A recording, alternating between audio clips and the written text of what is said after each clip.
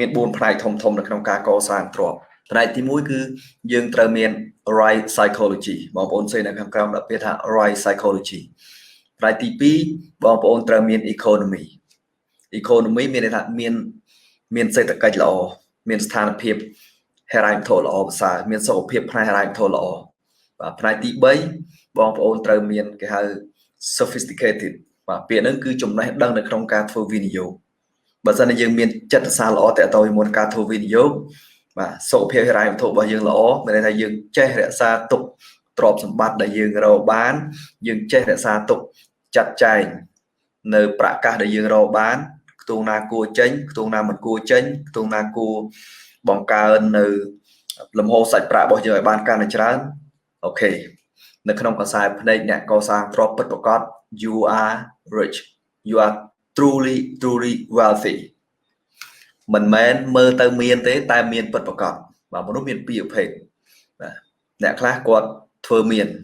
អ្នកខ្លះគាត់មានចឹងផ្នែកទី1 psychology ផ្នែកទី2 economy ផ្នែកទី3តកតងជាមួយនឹងចំណេះដឹងតកតងជាមួយនឹងផែនការផ្នែកការកសាងទ្រព្យហើយផ្នែកទី4គឺ execution បាទការអនុវត្តការបដិបត្តិដោយសារខ្ញុំ review ឡើងវិញនៅផ្នត់គំនិតនៅចិត្តសាស្ត្រនៅក្នុងការកសាងទ្រព្យនៅសុខភាពផ្នែកហិរញ្ញវត្ថុបាទទាំងផ្នែកខាងក្នុងទាំងផ្នែកលុយពិតប្រាកដតកតងជាមួយនឹងការរៀបចំផែនការដើម្បី move ដើម្បីធ្វើដំណើរតទៅមុខទៀតដោយសារតែក្នុងស្ថានភាពនៅពេលបច្ចុប្បន្នគឺជាស្ថានភាពដែលល្អបំផុតសម្រាប់ខ្ញុំនៅក្នុងការកសាងទ្រព្យបាទខ្ញុំជឿថាបងប្អូនយើងខ្លះអ្នកដែលបន្តនៅក្នុងការធ្វើការសិក្សារៀនសូត្រជាមួយខ្ញុំនៅក្នុងកម្មវិធី Money Secret Mastermind ដោយថានៅពេលបច្ចុប្បន្ននៅក្នុង Money Secret Mastermind មានបងប្អូនយើងដែលគាត់ជា superstar អ្នកដែលគាត់មានឱកាសនៅក្នុងការបង្កើនចំណូលច្រើន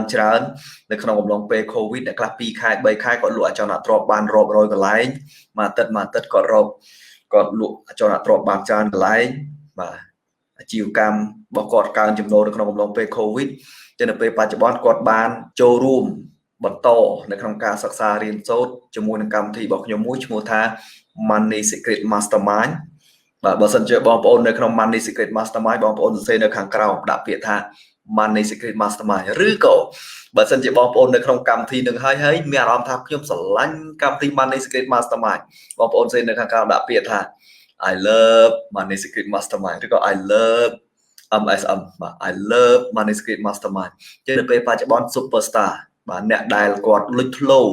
នៅក្នុងការកសាងទ្រព្យខ្ញុំនិយាយថាលេចធ្លោបងប្អូននៅទីនេះមិនសូវជាស្គាល់គាត់ទេលើកលែងតែបងប្អូននៅក្នុង Mastery 2.0 បងប្អូនយើងនៅក្នុង Money Secret Mastermind ដោយសារពួកគាត់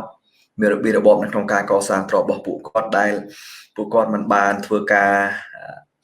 បង្អួតបង្ហាញអីនៅលើប្រព័ន្ធ social media ទេបាទគាត់គឺជាអ្នកកសាងទ្រព្យពិតប្រាកដគោលដៅខ្ញុំ3ទៅ5ឆ្នាំទៀតប៉ុន្តែខ្ញុំអាចបង្រួមគោលដៅខ្ញុំមកត្រឹម1ឆ្នាំហើយខ្ញុំមើលឃើញទៀតហើយខ្ញុំអាចធ្វើបានអញ្ចឹង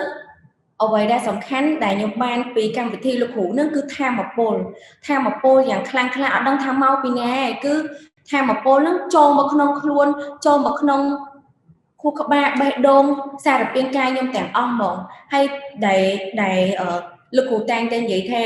គឺពេលព្រលឹមឡើងខ្ញុំអនុវត្តនៅការស្វែងរកទ្រព្យនៅខាងក្នុងដល់ពេលថ្ងៃឡើងយើងចេញទៅរកទ្រព្យខាងក្រៅដល់ពេលយប់ឡើងយើងរក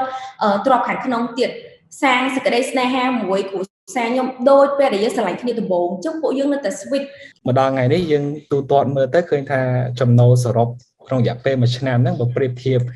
ការពីមុនវាស្មើនឹងគុណនឹង4កាលពីឆ្នាំមុនអញ្ចឹងវាជាតួលេខមួយគួរឲ្យភ្ញាក់ផ្អើលដែរដែលយើងទើបដល់សរុបបានបាទហើយអ្វីដែលខ្ញុំរៀនបានជាច្រើនចេញពីកម្មវិធីរបស់លោកគ្រូជាពិសេស Money Secret Mastermind ហើយនិងកម្មវិធី Cash Flow ហ្នឹងគឺធ្វើឲ្យយើងចេះនៅក្បួនវិនិយោគបន្ថែមទៀតដែលគេហៅថាយកលុយទៅបង្កើតលុយតដែលឲ្យលុយធ្វើការឲ្យយើងចំណេះដឹងផ្នែកហិរញ្ញវត្ថុរបស់យើងក៏មានការកើនឡើងការប្រើប្រាស់លុយរបស់យើងគឺវាមានសណ្ដាប់ធ្នាប់ជាងមុនវាអត់ដូចកាលពីមុនទេបាទអញ្ចឹងការវិនិយោគអីមួយគឺយើងពិភាក្សាគ្នាបានច្រើនដោយសារតែយើងបានដឹងរឿងរ៉ាវជាច្រើនអញ្ចឹងយើងនឹងដឹងថាតើអ្វីមួយដែលយើងគួរធ្វើអ្វីមួយដែលយើងមិនគួរធ្វើដែលពីមុនអត់ទេគឺយើងធ្វើអីគឺតាមអារម្មណ៍ កាលណាដែលអារម្មណ៍របស់យើងស្រឡាញ់ចង់បានចូលចិត្តហើយគឺយើងធ្វើវា ឱកាសចូលរួមជាសមាជិក Mastermind ជាមួយនឹង Master ខាងពិសិដ្ឋដែលបងប្អូនអាចសិក្សាបានជារៀងរាល់សប្តាហ៍ហើយក៏អាចសិក្សាបានគ្រប់ពេលវេលាគ្រប់ទីកន្លែងតាមរយៈទូរស័ព្ទដៃផងដែរដែលបងប្អូនអាចសិក្សាស្វែងយល់អំពីការកសាងទ្រព្យចំណេះដឹងអាជីវកម្មការវិនិយោគសកម្មភាពគ្រួសារនិងមានចំណេះដឹងជាច្រើនទៀតក៏ដូចជាមីក្រូនិងម៉ាក្រូសេដ្ឋកិច្ចដែលយើងស្វែងយល់អំពីអ្វីដែលកើតឡើងថ្មីៗចាបងប្អូនកុំភ្លេចតាក់ទងមកក្រុមការងារឬក៏ផ្ដល់លេខទូរស័ព្ទដើម្បីក្រុមការងារតាក់ទងទៅផ្ដល់ព័ត៌មានលម្អិតជូនដល់បងប្អូនទាំងអស់គ្នាកុំឲ្យឱកាសមួយនេះកន្លងផុតទៅចាអរគុណច្រើន